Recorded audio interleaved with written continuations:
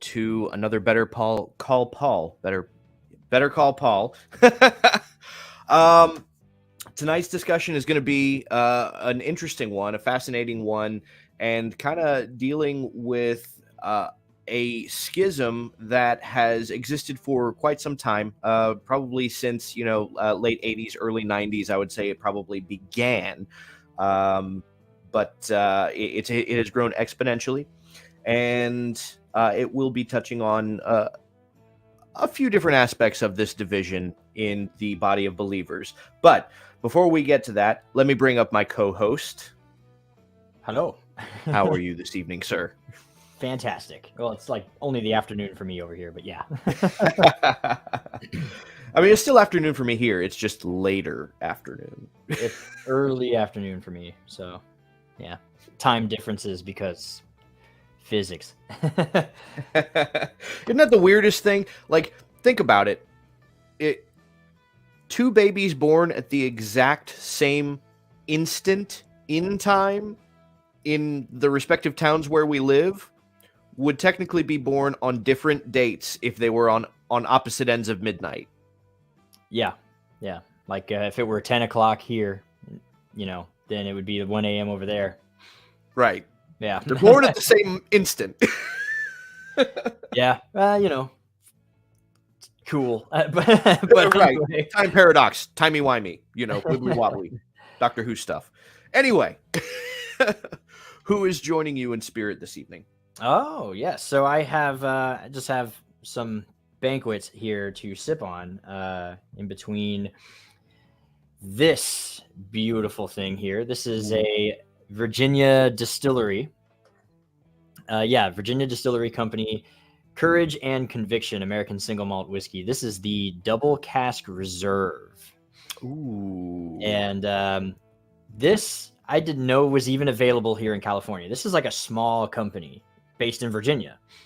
But I went to go pick up some whiskey, and they had a representative there, and I was like, "No, wait!" And they were like, "Yeah, we just got out here. We're out here for the first time, so we're doing a big sale. So here you go, it's $20 off a bottle." And I was like, "Yeah." So I picked up the top shelf. Nice.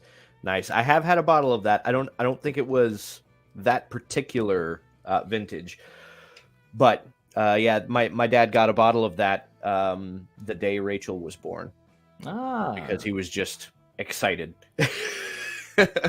Properly so. Yeah. For me, I'm actually doing a local bourbon from Mother Earth Spirits. It's also the same company as the Mother Earth Brewing. For any of you who maybe have had any of the Mother Earth beers. This is Mother Earth Spirits. They have a distillery now. This is their rye. It is all wheat and rye grown in North Carolina. Like everything about it is local, and it's pretty good actually. The rye is really good. There's a Mother Earth out here, and it makes a Cali Creamin', they call it, and it's like a cream soda beer, but it's nitro infused. It's awesome. Man! When I go to my local watering hole, that's basically all I get. Nice. Well, that out of the way. Oh yeah, and for my beer, I'm just doing a Yingling. Yeah. Fair enough. Yep. That out of the way, right? The discussion tonight, right? So the schism is it's been a bit of a topic all over TikTok here and there. It rises and falls as a topic because usually it's a pretty easy topic to slap down very quickly. Is the schism between conservative and liberal churches, right? Or what some may know as progressive Christianity. Understand that when I say conservative and liberal, I'm not talking about politically, even though the political ideology does tend to follow those bents in the religious practice. Especially in America, mostly in America. It's not exclusive. Somebody could potentially be like politically conservative, but still prefer a more liberal church. Yeah. Right. Or vice versa. It really has to do more so with kind of how universalist or fundamentalist you are in your faith. So yeah, the whole topic of conservative and liberal churches, it's really kind of a spectrum. And obviously on one extreme end, you've got like the hyper fundamentalists where like everything has to be done absolutely their way, otherwise you're a heretic. And you're going to hell regardless of what you actually believe. It's not like identical to what they believe, and so you're going to hell. And then on the extreme opposite end, you've got the more universalist Unitarian. And I say that like everybody understand there is a difference between like the universalism that Judaism accepts and the Unitarian position on the nature of God and what is a universalist Unitarian, though that's not the same thing. Yeah. It can be a universalist Unitarian, like it doesn't even really matter what religion you practice, right? Because or what God you believe in or anything. Right. Yeah. And so those are the two extreme ends of this spectrum. And so you have varying degrees and phases in between, right, of these two. I came across a video, actually, that explains this pretty well, and we'll get to that in a moment. But I just said degrees and phases. Let's touch on that for just a bit. Those are two very different things, right? Phases obviously implies a level of progression, right? Whereas degrees are you can plateau on a degree, right? You can kind of stay at a comfortable level at that platform, and that actually is inherent to these two positions, right? The more liberal Christian churches are more of a phase than a degree, right? Because the nature of progressivism, again, not even speaking politically here, but just the nature of progressive thought is that you will progress to the next level of it, right? That it's a constantly moving forward philosophy. Hence why it is called progressive. Yeah. Right. Whereas the more conservative position, it doesn't work that way, right? Just because you may find yourself at one level or one tier of conservative philosophy, it does not follow that you will then progress or graduate to the next tier, right? You can actually plateau and you can stay at that level forever. And that's kind of the nature of conservative thought. Yeah. That's why they call it conservative. The idea is to conserve as things are. Yeah. Right. The interesting thing between these two, right? And we can talk a little bit about like, where the starting point is. I would say that a more conservative viewpoint would be something like sola scriptura, right? Because a more progressive, right, a more liberal Christian perspective might be to maybe not be so stringent on your view of scripture, what qualifies as scripture, or even the importance of scripture, right? If you accept things like the documentary hypothesis, that's probably a more progressive view in Christianity. I would dare say, actually, even if you accept the Apocrypha and the Pseudepigrapha, as many in the Hebrew Roots movement do, that's actually a more progressive position, right? Whereas being like the King James onlyist is a very extreme conservative position. Yeah. But I came across a video, and we'll show just the first clip of it. I think maybe we could also put a link to it in the description when this video uploads. Actually, in fact, I can drop it in the chat. Yeah. Go ahead and drop it in the chat. It's only like an 8-minute video. It's well worth watching because it discusses these differences between liberal and conservative Christianity in greater detail and the varying phases and degrees of each. I don't agree 100% with the conclusion because, like I said, there are some that I would definitely put them more on the conservative side, in that there is a level of fundamentalism to their theology, but they still accept certain positions which would be fundamentally more liberal. Again, like those who accept the Apocrypha, they tend to be very fundamentalist in their application of that. but they accept the Apocrypha. Yeah, it's weird, but I can go ahead and pull it up if you're ready. Yeah. Go ahead and just play that first little bit there. Yep, it's about 45 seconds long. Here we go. Conservative and liberal Christians like to argue about who's more of a true Christian. The liberals feel like the conservatives make Christianity look bad by being bigoted, and the conservatives feel like the liberals don't take the faith seriously because they don't follow Christian beliefs. But it's not an either or. It's more of a spectrum, and at the heart of it, it doesn't have anything to do with politics. It actually has to do with how they see the faith differently. The more theologically conservative you are, the more narrow a view you have of who counts as true Christian, until the most conservative people are like, if you don't agree with me on every little thing, you're going to hell. And the most progressive people are like, yeah, even if you don't believe in God, you can still be a Christian because you can't judge people. So where's the middle of the spectrum? Well, it changes, and it's all relative based on historical circumstance, but these days the dividing line seems to be the question of whether pastors can be women. Let's move to... That's the part we wanted to play. That's right. So for those of you who are going to go and watch the video further, he doesn't address that topic anymore. Yeah. Right. And that stood out to me in the videos because, man, that is a heck of a point not to expound on further. Yeah, which is why we're going to do it. For the purposes of his video, it just needed to be mentioned, but it's true. Really think about it. If you were to walk into any random church in America today and just at face value, based on what you are observing, if there was one singular element that you could observe and tell, okay, this is probably a more conservative or a more liberal church, what would that one aspect be? And I would say that a female pastor is a dead giveaway. I would say the same is true for synagogues. When I'm talking about visiting synagogues, usually when I hear, I don't like ask. It just seems like a weird thing to ask. But if I hear, oh yeah, and the rabbi, she, and I go, oh, so reform, basically, like very liberal. And then it's kind of a tell, like whether or not the leadership is allowed to be female or male. Or the primary leadership, I would say, the front person, is probably the biggest dividing line between conservative. It could be a very, it's not the dividing line. There can be very liberal churches that are being led by a male, but it is definitely a massive indicator.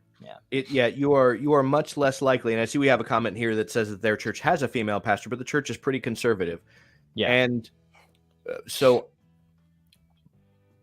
Again, I think I need to stress that we're not talking about political opinions, right? Yeah. Religiously conservative. We're talking about religiously conservative or liberal. And it's a hard disconnect to make, and I get that, right? Because they do very often go hand in hand. Mm-hmm. And that there's an entire discussion that could be had on conservative women alone based on that. But be that as it may, and that may be true, right? There are very many female pastors out there who are more politically conservative, right? That's certainly true, but I would say that their brand of Christianity still veers more liberal, right? There can be exceptions, but we'll get into that later on in the video about the exceptions to some of these rules. It's one of those where sometimes the exception proves the rule. Right. But so that video alone got like this huge ball rolling of just thought, and I got into a number of different discussions about it that week, which is it's interesting because like a lot of these discussions I jumped in halfway through, but it turned out that they were already about this topic, and Austin and I also kind of explored a lot of this in discussion with one another. This difference, this dividing point actually has a lot of deeply philosophical implication that are directly pertinent and relevant to Scripture, and I would say like the ultimate first division, right? Which we see back in the garden. One of the points of division that Austin and I kind of discussed was the character of these churches, right? The character of the congregations. And I don't want to say this, any specific individual, because it's not specific individuals. It's a collective of individuals that all kind of do the same thing, right? And so and the reason I stress that is because there will be individuals who do fall outside of that, right? And they are the exception, and we'll talk about exceptions later. But so with a conservative church, and I can speak to this personally, having grown up in a much more independent, fundamental Baptist church myself. There is, I don't want to use offensive language, right? But there is a level of concealment of the true self, right?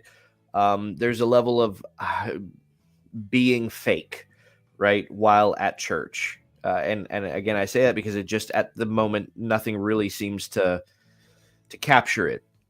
What I mean is that they will be much more religious and much more stringent in their practice while at church, dealing with each other.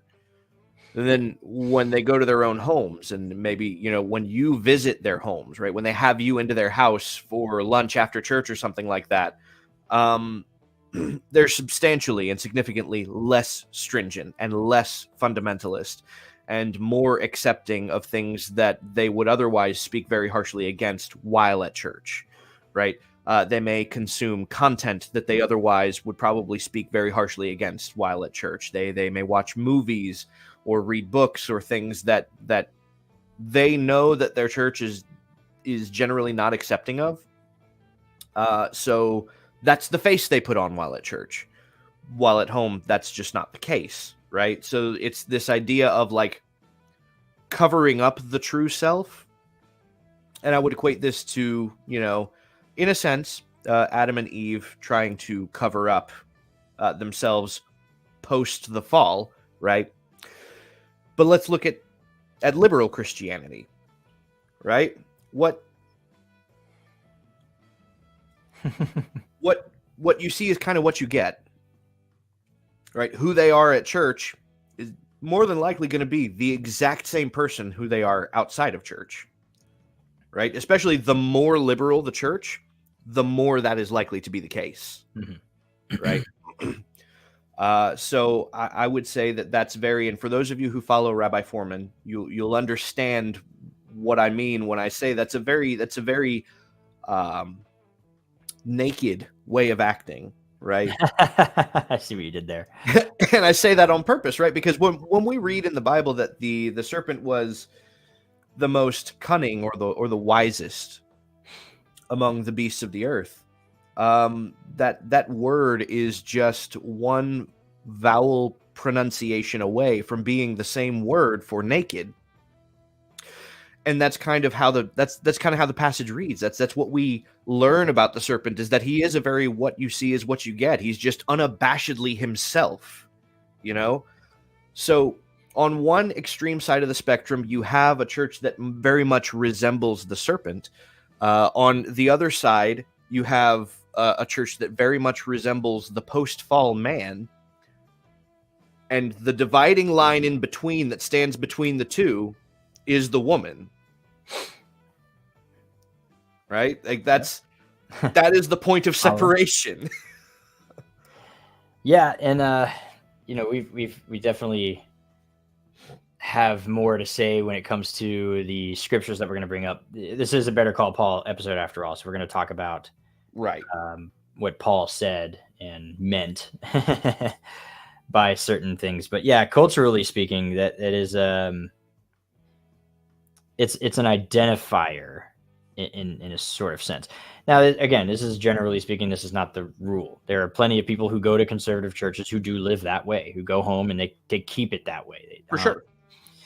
I would say Catholicism is very much on the conservative side of religiosity here. But there are, of course, fake Catholics. You know what I mean? Right. Not looking at any of our politicians in specific, but yeah. But We all know who yeah. I'm talking about. But I mean, to your point, yeah, there are Catholics are some of those who do have a level of elitism that they perceive over. They still accept the evangelical Protestant church as being part of the church, right? They do still accept them as valid Christians. But there is a level of elitism that comes with a, well, you're not Roman Catholic, I'm Roman Catholic, right? And I even experienced this to a point of like being involved with like, supernatural investigation.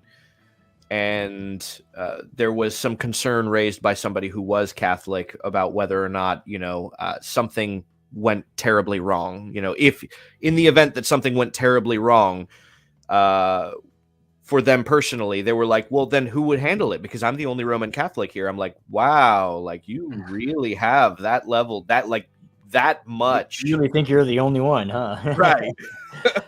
Okay. No, but it is prevalent in conservative circles. It is prevalent to portray yourself in a manner that might not be consistent with who you really are, because that's what conservatism sort of gravitates towards. It's, if anything, just to kind of toss the conservatives, conservative religion, a bone here. You are living a way in which you do believe you should be living, but you're not quite there yet. But you're kind of you're sort of projecting it onto yourself in the hopes that it would become a reality later on. You Right. kind of practice it one step at a time. But that's the idea. You're going to find a lot more of that disingenuousness in a conservative church, because conservatism is a little bit more geared towards how things look. What is the image? How do you dress? How do you act in public? Do you curse or smoke or drink? It's very much more image centric than your more liberal churches are less so, if not completely ignoring those things and caring more about your well-being and mental health in general. Right. And then of course, the more liberal you go, the less that matters. And then there's a fine line between both things, and where's the center. And Yeah, I would say that one is far more concerned with how you treat other people versus the other one being much more concerned with how you look to other people. Yeah. And then that's true in both ways. There are some liberals that are just as disingenuous, who live very conservatively in their real life, but out in the open, they pretend to be this very liberal, outgoing, kind, videoing themselves, giving money to the homeless kind of thing.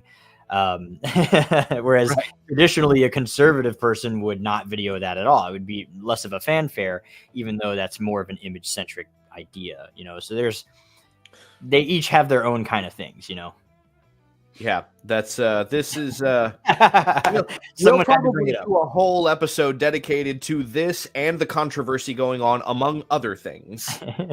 Stick around for the Father's Day episode. Yeah. Yeah. But yeah, and to that point, each side has its own merit, I would say. Because it's certainly no bad thing for people to be concerned with how you treat other people. But there is a point where acceptance becomes enabling, right? And to be sure, there is a point in having enough dignity to be concerned with how you appear to other people. But there is a point where that becomes self-idolatry. Yeah. Right? Kind of worship your own image at that point. Right. Obsessed with maintaining a sense of whatever that image is. Kind of there is the idea of Gevura without Chesed and Chesed without Gevura, and neither of those are very good things. And for those of you who don't read Tanya, if you want to understand what was just said. Right. There's loving kindness without severity or stringency, right? And then there is severity and stringency without loving kindness. Neither of those is a good thing independently. Yeah, you need both wings of the bird to fly. Right. So all of that being the preface here, right? Because that is the singular dividing point that I think I agree with him for today. That would be the singular dividing point. or one of the big ones. Whereas if you go back in history, throughout church history, there might be a number of different dividing points, Right. depending on when in history you're talking about. But for today, that is a pretty good dividing point to go by. Again, like, I walk into a church, I immediately look around. Sure, maybe contemporary instruments like drums, electric guitar, things like that, light shows, smoke machines. These can be dead giveaways too. But like, if I look and I see a woman pastor, it's like, oh no, okay, so we're like 98% sure this is a more liberal church. Yeah, speaking from my own experience, there's a Seventh-day Adventist, a local one in the area here, that are very conservative. Like everyone, men wear pants, women wear skirts, kind of thing. But you go in, and they have the light show, the fog machine, and the everything on stage, and it's a pretty small church, but they go full on for the music, almost like a liberal church, and then it's very conservative. Everyone there, again, they dress like this, because it's weird. There's times where it can be crossed over, so that's not a great giveaway. The music production, it could be, but it's not. But I think the female pastor, I don't agree with the video. I don't think it is the defining line per se, but in this point in history, just 500 years ago, a female pastor would be unheard of. It would never be, you wouldn't have seen it anywhere. It's not even that it wouldn't have been allowed. It's just no one would even think to do it. It just was completely unheard of, and would probably, like, if you suggested it 500 years ago, you would be met with not even like a sense of shunning and like this unclean, like, how dare you? It's more of a, what? Like, why would you think that? Like, it's just not right. It's not even a suggestion. So and for this point in time, yeah, I think that's probably one of the biggest dividing lines that separates between the two. Right. Yeah. And all that is preface. Again, this is a Better Call Paul episode. So what would Paul's perspective be on this? Yeah, this is where we talk about a lot of history. It's gonna be fun. So Paul, I think this goes without being said, actually. But before we even know what Paul says, before we go to 1 Timothy and 1 Corinthians and any of the other passages, you have to understand already off the bat that we're talking 2,000 years ago. And so it's very likely, just an educated guess would be, that he would be against it, because once again, 500 years ago, it's not even a suggestion. And so, but there's another aspect to this whole thing. As a historian, as somebody who is quite often comparing modern day with the historical reality, a pastor today is not at all the same as what would be perceived as a pastor in Paul's day. They use the same word, but over the generations of evolution, those two words do not even resemble each other anymore than just the fact that they are the same syllables connected together to create a word. But their definitions have radically changed over time. And so it depends on how you phrase the question. Would Paul allow for pastors? The answer could be, well, it depends. If by pastor you mean like a modern day pastor, probably, actually, believe it or not, I think he'd probably, because a pastor today has no real authority. They don't actually make rulings. They're not treated as rabbis. They're not judges. They don't do civil law. They're not presiding over cases. They're just teaching, and usually they're just teaching stuff that was handed to them. And in that case, he'd probably be like, yeah, I mean, sure, fine, I guess. But the way he meant it back then, it would be very different. It'd be a different thing entirely. That is usually my go-to explanation whenever it's been brought up. And I've had this conversation with a few very good friends who are Christian pastors and youth pastors. Because they're curious, right? Because the Torah observant position is something that, they don't know much about. So they're always curious to learn more. And, so I've gotten a call where it was, hey, okay, so what do you think about female pastors? And I'm like, well, I think the church as it exists today is not remotely close to what Paul was establishing. And so because of that, I don't think Paul would care about it. Yeah. Like I said, just from the perspective, the leadership back then had real legal authority. And even the word rabbi, right, today has been really watered down from what it used to be. Even though it's just the word for teacher. And again, Paul, I believe it's in 1 Timothy 2, where he says he doesn't allow a woman to teach. In a Hebrew sense, that would be rabbi. And back then, even though it means teacher, my teacher in the literal definition translation, these are lawyers. These are people with real legal authority. These are experts in, Torah law, Mishnaic law, and everything like that. And so when they spoke, they were actually speaking with a sense of real legal authority, and they could pass out that judgment, that legal authority. They could actually tell you, I'm teaching you, this is how we're going to do it, and you have to abide by that. There's no argument. You don't argue with the teacher. Hey, everyone, just as an example, imagine a pastor today saying, I want everyone who is male in this congregation to wear pants, and female will only wear skirts that have to touch the floor, right? Like, people today would be like, you can't tell me what to do. Like, you can even agree with the statement. You can be like, yeah, I wear a skirt every day that goes all the way to the floor, but you don't have the authority to enforce that. Well, back then they did. They absolutely did. And so it's a very different dynamic when Paul was talking about the way the role of the female within the congregation is very different from how it is today. Today, a pastor is no more than a public speaker, and that's it. You're just a motivational speaker, basically.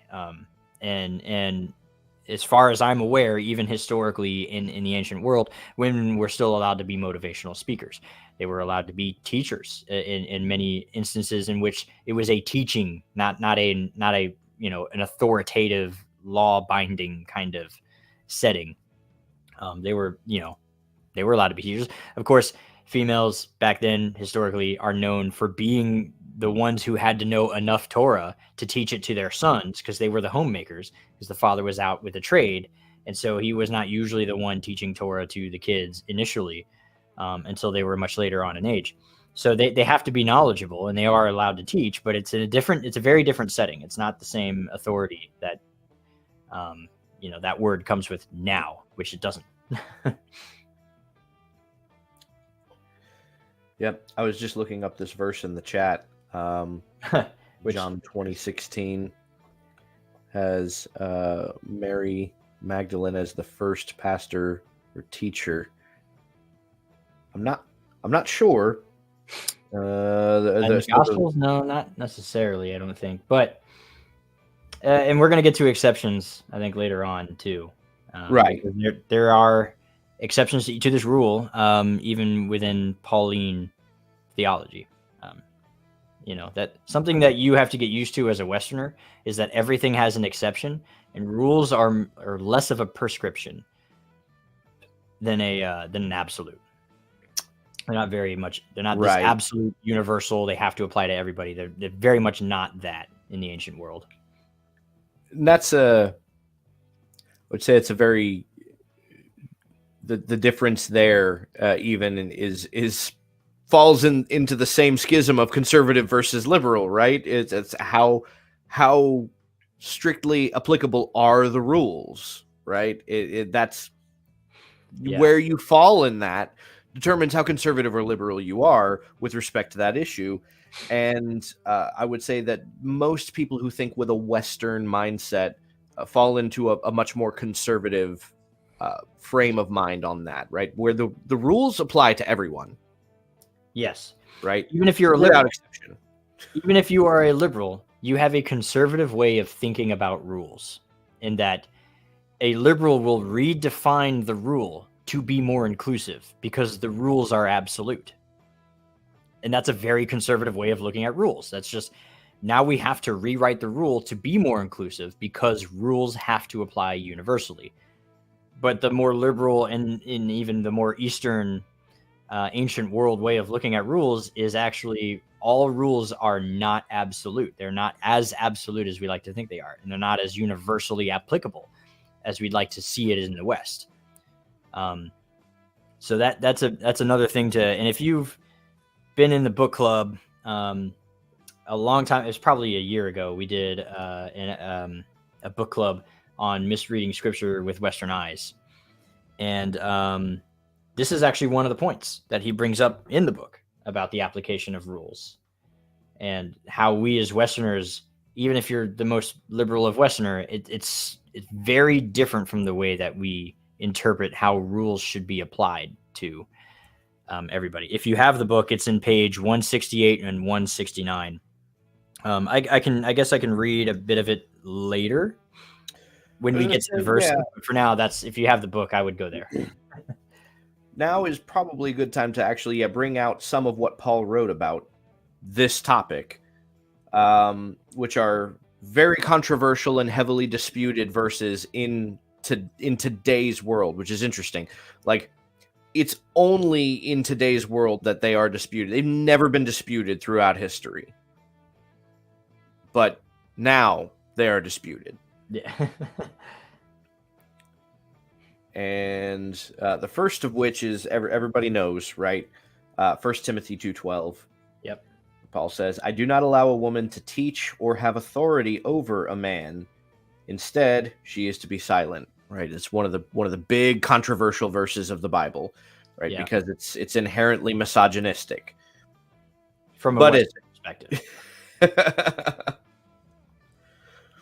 So that's one of those that I think, again, understanding the frame of mind that Paul is coming from, which is coming from the frame of mind of the synagogue system in his own day.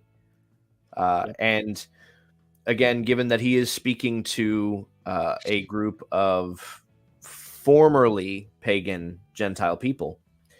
Well, in this particular context, he's giving instruction to Timothy about how he would run things, because Timothy's essentially taking over in certain areas. So yeah, but continue. Right. These are two models that conflict. Now, I think that some people make entirely too much of they tie it specifically to which of the pagan goddess services. It's not Diana. But there's one particular like Roman Greco goddess cult that was apparently very prominent in Artemis. Okay, thank you, Renovating Faith. Jeremy's awesome. But yeah, the cult of Artemis was very femicentric, which that's interesting. There actually is an entire book that was written about like the occultic origins of feminism. And a lot of it does go back directly to goddess cults where like there was a huge sense of female supremacy and female superiority. Mm-hmm. And that is pretty prevalent in certain areas of the world within their versions of paganism. It has, even in the modern age, been revivified in what would be called today Dianic witchcraft, which is not any form of an ancient form of witchcraft. But it's something that essentially, because the movement of witchcraft was becoming more popular in the 20th century, feminism hijacked the movement to make it more femicentric. And they appeal to such historical cults as Artemis and several others for their reasoning why. But be that as it may, a lot of people will strain entirely too much at this and say, well, that it's that in particular. It's the female superiority complex that Paul was addressing, not just the idea of female authority in general, because Paul was really an egalitarian, right? That's the idea. Yeah. He was an egalitarian. He was just preaching against female superiority. It's like, well, he doesn't say that. True. Yeah, it's certainly some truth to that. And that's actually more in context with the Corinthian verse, which we'll touch later, where, yeah, we'll touch that one later. But yeah, there's some truth to that, but that's not the full picture. And of course, one of my things, the Timothy letter is a disputed letter. So there's also that. But the general gist of, and actually Aaron kind of already gave it away in the chat, This is the word teach. It's the same root word for didache, which teachings, the didache, didakos, I believe is how you say that. But these are like the didache is sort of seen as the Mishnah for Gentiles. It is not just teachings, it is authoritative. These are rulings, and you teach somebody the rulings. So Aaron, basically put, authority, authenteo, to give orders, to control. This is basically, this is more or less true.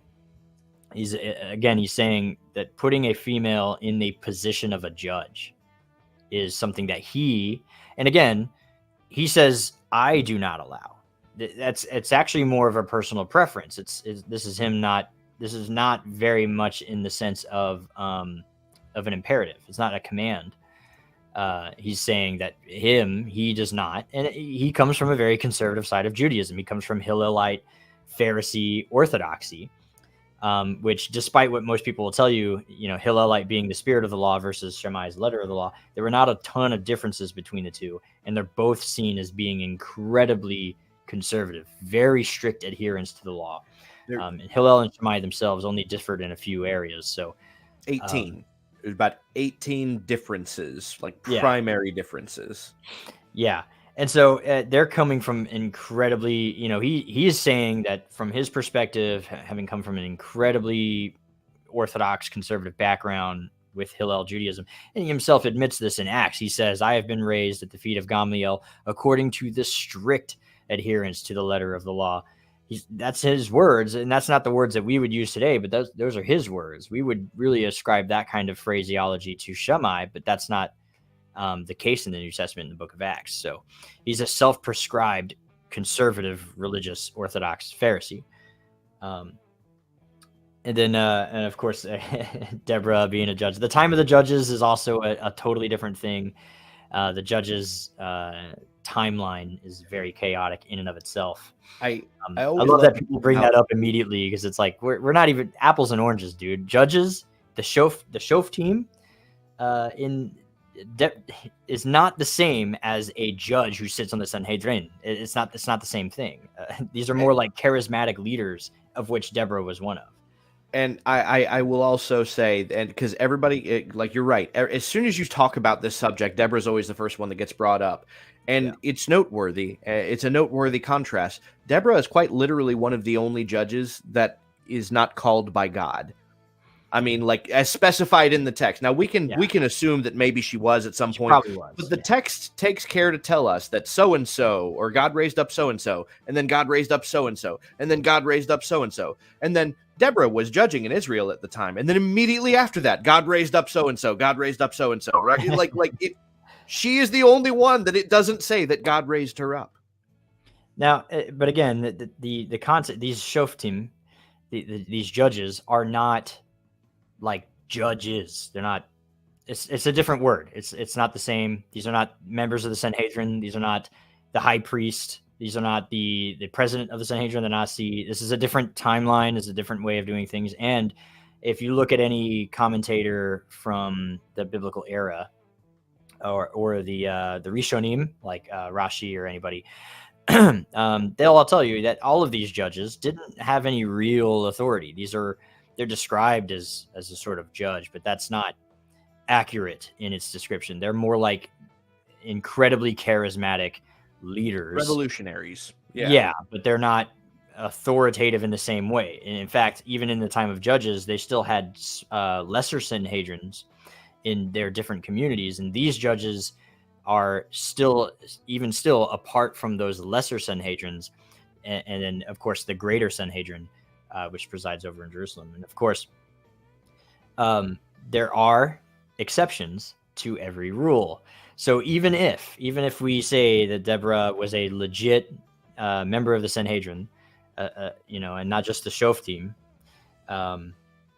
what we have here is an exception to the rule. And again, in the Eastern world, this is not a big deal. It's like, only males can be judges. And it's like, well, there's Deborah. And then most Eastern ancient world people would go, well, yeah, I mean, but that's just one big deal, but the rest of them are all men. Like that's the way they think. It's not seen as a violation of the rule. It's sort of like, yeah, exceptions are allowed to be had. That's why we call them exceptions. You're allowed to have that, and who cares? But the rule is still the same. The exception doesn't change the rule. The exception just is an exception to the rule, but it does not change the rule. Right. Yeah, and so in fact, because I'm waiting for the moment where someone brings up Priscilla. Right. Well, so let me also say, because when it comes to Second Timothy, a lot of people will tie that to Paul's words regarding a wife's submission to her husband, right? And say, well, see, that's regarding husbands. Paul did not intend for females to be submissive to males as a broad blanket statement. It's like, well, let's read the rest of what he says in Timothy, because Paul does seem to tie this inherently to gender, in that he stresses and compares Adam to being a firstborn, right? Now, the idea of the firstborn is that you're the next in line to be the patriarch, right? You are the next in line to have the tribal authority, so to speak, and that Adam bears that right, and that men, because of Adam, bear that right. Yeah. Right. So it's not strictly in the boundaries of a marriage, although I would say, as with anything, right, there is a very limited level of authority that anybody has over any other individual that extends outside of the boundaries of the home, right? Yeah.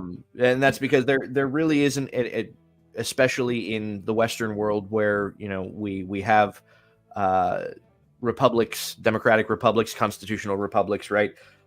There really is not any level of authority that one man has over another outside of the home, but within the home, right, the dad has the authority over the son, right? The husband has the authority over the wife, right? There is a much more what's the word I'm looking for?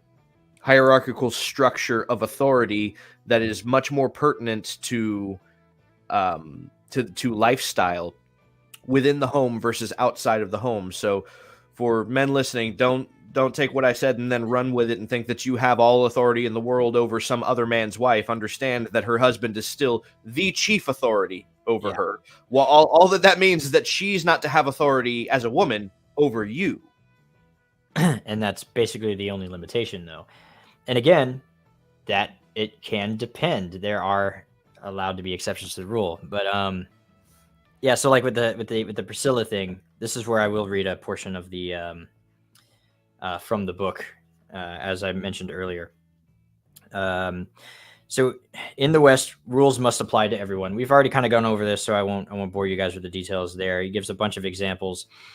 But here's a personal anecdote story from the author. And he gives examples from Josiah 1, 2, and 6, and 7, and other examples to illustrate how rules are not so solid and set in stone, because the Ten Commandments are literally written in stone. But they're not that way. They're not seen that way in the ancient world. And he gives a bunch of examples from the Bible itself, in Hosea, Exodus and everything. Then he gives a personal anecdote. He goes to this meet it's all pastors, and only pastors are allowed to come. And in Indonesia, where he's having this meet, there's a specific rule that all pastors must be male. And that's the rule in the Indonesian Conference Baptist Convention. It's in the bylaws. And so he goes there. There's over 100 pastors, and he sees about a half dozen females in the audience. And he asks the orchestrator, hey, I thought only pastors could come here. And he's like, yeah. Okay, well, there are women in the audience. Are these women pastors? And the guy's like, yeah. And he goes, well, hold on. The rules say all pastors have to be male. And the guy goes, well, yeah, most of them are. And with that context, though, and again, I tend to agree with the author in this statement with addressing 1 Timothy 2:12. And so this is really the author's opinion, but I tend to agree just with all what I've learned about the historical application of laws and things. Paul states, I do not permit a woman to teach or assume authority over a man. She must be quiet. 1 Timothy 2:12. But what about Priscilla and Junia, or however you would say that in Greek? We might ask Paul, what about them two? They taught in the church, and you said women should keep silent, to which Paul might answer, yeah, and most of them do. and that's probably more or less the correct way of interpreting Paul's actions here. Again, these things are not as absolute. One of the questions I saw in the chat, would that approach rule apply to like no one comes to the Father except through me? Again, a different context. It's not really a rule. I think this is more of a description of what Jesus is saying. I think he's saying that if you want to get to the Father, I am the gate, I am the door. You have to come through me to do that. So he's essentially saying, I decide who gets in and who does and who doesn't, and that's not for you to decide. So that's a very different. That's not really a rule. That's more of a description of Jesus's job. And so I just wanted to. I saw that. I wanted to address that. That's not the same thing. It's not a rule. That is a description of Jesus's role as the mediator between man and God. Right. But I saw you start another one. there was another question that's actually relevant to this, which is here. Right? Would women go to the rabbi's wife before the rabbi? Mm-hmm. A Rebbitzin. Generally, that's what they're called. They're Rebbitzin. Right. Rebbitzin, rabbi's wife. Yeah, and she is. The job of a rabbi is such that the wife is also expected to be as knowledgeable as he is. She is not just the rabbi's wife because she happens to be via marriage. She is she's the rabbi's wife. She holds a lot of swing and sway, and she's very knowledgeable. And in most cases, especially in Orthodoxy, there are just certain things that it is not appropriate, even for a man, to speak about or to when it comes to women. And so in those cases, the rabbi would redirect to his wife, hey, she's the expert in menstrual cycles. I'm also an expert in menstrual cycles, but it's not appropriate for me to talk about this with you. You are not my wife. I will direct you to a female who is also an expert, and that's a more appropriate setting. And that's a conversation that can be had. It should be kept private. That stuff with you, I shouldn't know anything about. So yeah, that's the setting in which that's seen as like a necessary thing in Orthodoxy. So it's one way this could be looked at, and it's just inherently biblical. This format is that the family unit itself actually is what holds a position of authority, right? The rabbi and his wife together hold this position of authority. The rabbi more generally over the congregation, his wife over women and children. Yeah, and that's and again exceptions to that, but yeah, but that's usually the rule. The idea is the rabbi, he's the authority figure, so he makes the rules for the congregation, and this is very much true even in an Orthodox setting to this day. The rabbi can get up and say something, and the congregation essentially has to adhere to it. There is none of this, you're not my real dad kind of situation. A rabbi can let's say it's an Ashkenazi congregation.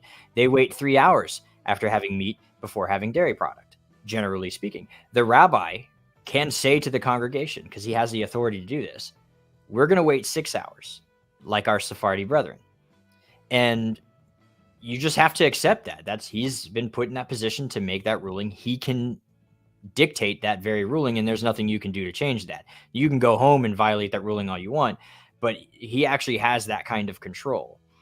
And that's the difference. Women are generally not in a position to have that kind of control, but that does not mean that they can't be teachers. It doesn't mean that they can't host classes, be inspirational speakers, give lessons, halachic lessons. In fact, many of them are even allowed to be a mashgicha, a guardian for kosher food, and she is the leader of the kitchen. Literally, and I don't mean this in a misogynistic way, but she literally is the director. She's the one who everyone trusts, that when the food leaves, it is 100% kosher, even if a Gentile was in the kitchen helping the preparation. She has the authority in that sense to oversee certain things like that. So there are, and that's normal in Orthodoxy. There's nothing prohibiting a female from being a mashgicha for kosher food and stuff. So they are allowed to have certain authorities. They're just not allowed to have judgmental authorities. They're not allowed to make rulings, but they are absolutely allowed to teach what has already been made as a ruling. There's nothing wrong with that, and especially when it comes to female-specific problems and halakhic thing. It's in fact, again, it's improper if a male is the one doing the teaching to females. It's sort of like, we don't do that here. It's just not appropriate. So have a female lead that one. And even if male are in the audience to learn, it's still more appropriate to learn from someone like that than it is to, it's a whole thing. Right. Here's an interesting question too.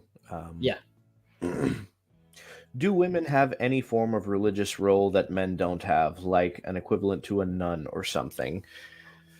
So I think the idea of religious roles is a very, first of all, it's a very Christian concept. It's a very Western concept. There isn't really such a thing as religious role, right? Outside of the priesthood. Yeah. Right? The priesthood is it's an inherently religious role. And that is male specific. I would say that the where women fall in terms of that is maintaining their virginity, right?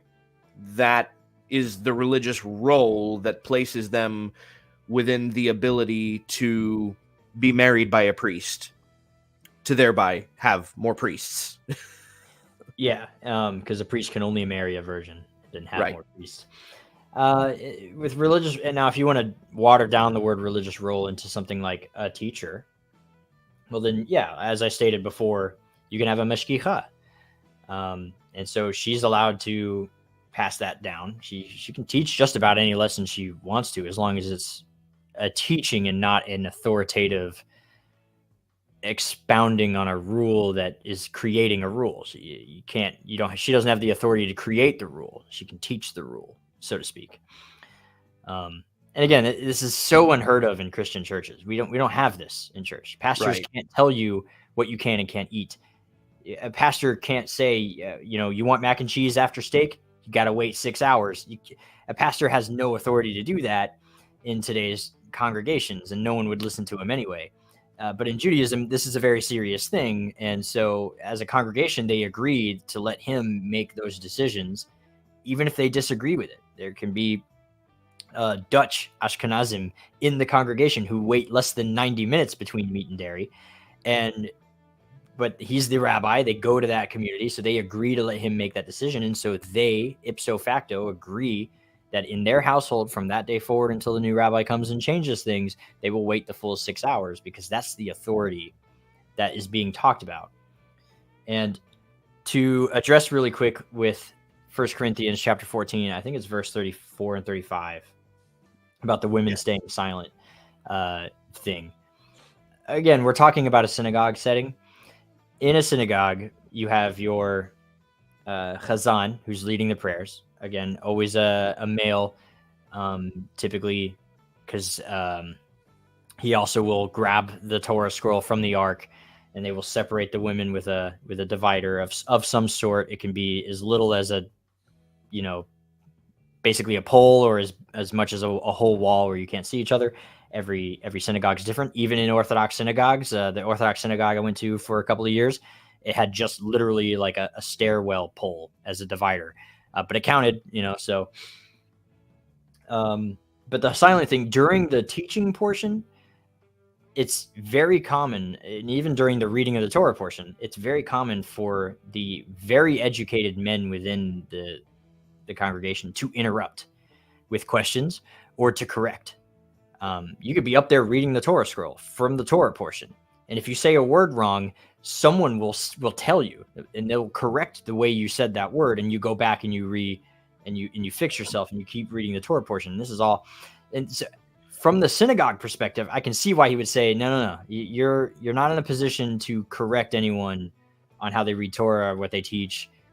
That's not your role here. That's for the educated men in the congregation who know each other. This is their way of doing things. Even the men that aren't as educated, it's really looked down upon them if they interrupt with a question. Really, the only people who should be speaking up in this setting are those who are peers with whoever's being a teacher at that moment. And that's why, again, this is very contextual to the synagogue system, a system that all churches are completely foreign to. It's not the same. They've never been in a synagogue, many of them. And so they have no idea when Paul makes these statements, how it really applies in his day, and then how to apply it within their own congregation as a result of that. This is actually a very important point just in reading the book of Acts and Paul's engagement at the synagogues, right? To understand this dynamic of being allowed to, or being able to, or even it being encouraged, right? That there be an interruption in the middle of a Torah reading or a teaching to make some kind of a correction, right? Because that's a foreign concept in Christianity. You would never, ever in any Christian church interrupt the pastor to offer a correction. Right. Yeah. That's it. You don't ever do that. You go into any synagogue and you'll have whole conversations with the congregation. Right. And so it's we kind of superimpose the whole model that we have today onto Paul speaking in the synagogues, right? Where he goes over his entire message, and then there's a certain point where there's pushback from the community at the synagogue. And we in the West tend to read that as total rejection of everything that Paul has said up to that point. That's not the way that works. Yeah. It's very important to note the exact point at which there was disagreement, because that's the only point that there is disagreement, right? If Paul is allowed to go through his entire message up to a specific point, we can more or less ascertain that the Jews that he's speaking to either agreed with, or at the very least didn't emphatically disagree with whatever he said up to that point. Because if they had, they would have interrupted. Yeah, they absolutely, without shame. It's just, that's part of, again, in a church, it's a motivational speaker. That's what they are. They're expected to go up there, give a message with no interruptions. If there's some crowd interaction, that's fine, but it's usually in the form of laughter or, hey, raise your hand if you've done this. It's not, you get up there and you say something like, hey, like mashkicha, since we brought it up already, the guardian of kosher laws. Mashkicha is how you say it in the feminine. Mashkiach is the masculine. And imagine making the mistake of calling the male person a mashkicha. Somebody in the congregation is going to go, you mean mashkiach? And they will correct you. And you're like, yep, pardon me, mashkiach. And then he would make it, I apologize for calling you a female. It's this back and forth. Or if you mispronounce a word in the Torah, they will step forward and tell you you're wrong. And it's a very different dynamic in the synagogue than it is from a church. It's not a public speaker. It is a dialogue between the congregation and an expert of the law, because Judaism is a very law-based religion. And so it's not just, God loves you and that's the message. Sometimes it's very technical. It's very much like, hey, we're going to go over some of the laws on how to properly slaughter a chicken, and why that there's some sort of practical application to your everyday life. Even though you might not be slaughtering chickens every day, there's something to be learned from that. It's a very technical conversation, and there's going to be people within the audience who are very familiar with it and going to ask, oh, is that why only one side of the knife is sharpened and the other side is still a flat side? And what degree, angle, and everything. It's a very different style and dynamic. It's a lot more community, a lot more conversation. It's not a motivational speaker. It is, in fact, a teacher. speaking at a level that he understands his congregation is going to offer pushback, and it's going to be, uplifting for everybody, because everyone's going to learn a little something, even from those questions that come from the audience. Yep. It's more of a conversation. Yep. And to kind of bring everything back around, because the initial question, would Paul approve of female pastors? So the answer is a complex yes and no. Especially, right? Especially when because we think of a pastor as somebody who can correct the rest of the congregation, right? They don't have any like legal authority to tell you how to observe, but they are somebody who is expected to address you if maybe there is something that you're not doing or something that's not correct. And that's the complicated area where, probably not, again, based on what he says. This is something that, like, her husband, which again, because there's the idea that according to Paul, leaders of the church should be married. So if there is a female pastor, then she should have a husband, and her husband should be the one, right? It's not. I remember, as a much younger man in my early 20s, and when my parents were leaders of a Torah study, and maybe I said something that one of the other ladies in the congregation didn't necessarily agree with, either on Facebook or otherwise, and we'd get into this huge back and forth about it, and then they would go and report me to my mother.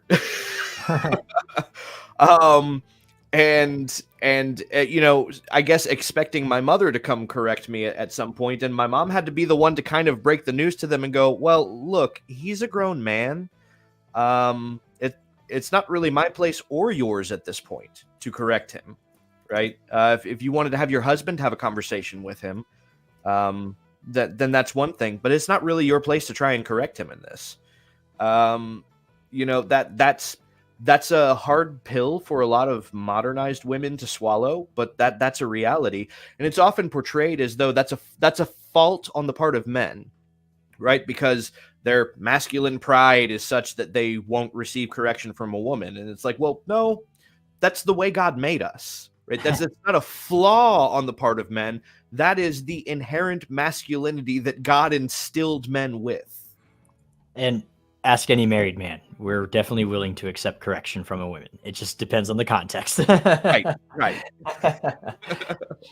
But yeah, I think that from Paul's perspective, generally speaking, because again, rules are not absolute as they are in the Western world. Generally speaking, he personally does not allow for a female to hold a position of authority, of legal authority over men. And so therefore, the necessary step to that is a female cannot hold a position of real legal authority at all, because she would necessarily have to at some point exercise legal authority over man. Generally speaking, there are allowed to be exceptions to this rule as long as it does not completely negate the rule in its entirety. The rule stands and exceptions are allowed to be had. And we've come up with a couple.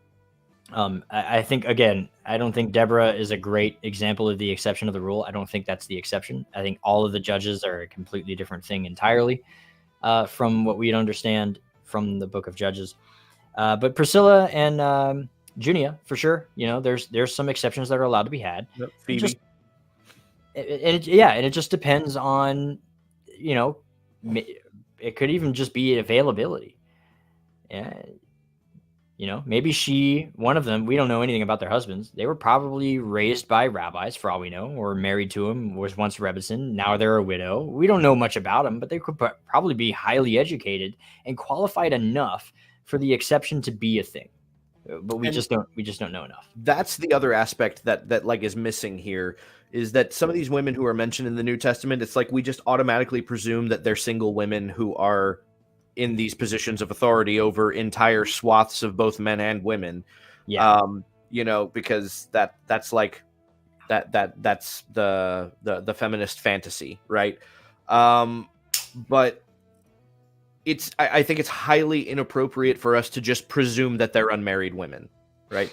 It's very highly plausible that they are in this position of authority because their husbands are in this position of authority. or Right. their husbands once were, and now Once they are were, widows. right? But they're prominent figures in the community because they are a widow to the rabbi, right? And no one is going to say to the Rebbitzin, "Well, you're nothing now because your husband died." That's never going to be a thing. That is very much. She will still continue to be a respected, highly regarded member of the community who is incredibly knowledgeable, and people will continue to go to her for advice, male and female alike. It won't matter because she, it's different. It's not the same. But we don't know anything about these two. So the law of the land and religious hierarchical structure are not the same thing. Yeah, and that's a great point. Actually, we didn't really even touch on that, but the religious hierarchical system was law, and today the law and the religion are two completely separate things that don't intermingle quite often. But yeah, understand that in first century Jewish Israel, there was no separation of church and state. Yeah, the Right. church was the state. That was it. Like the religious system was the legal code for society, right? Today we don't have that. So like what we're talking about here, obviously, is the structure of the religious system. Obviously, when it comes to the civil system, that's an entirely different discussion. Right, and like we said in the first. We're making distinguishments between conservative and liberal churches, and these are not necessarily the same nor congruent with the political system in any way. But it's so confusing to mix the two because they often coincide between each other. And so, yeah. Right. Yeah, as you said at the beginning. But we're 13 minutes over. So Yep. So yeah, we are, matter of fact, where did I put it? Some of you may have noticed we went on a bit of a hiatus, which I think if you go back through the years tends to happen around Passover, right? Yeah. Because you have Passover, there's all the preparation and stress that goes into Passover.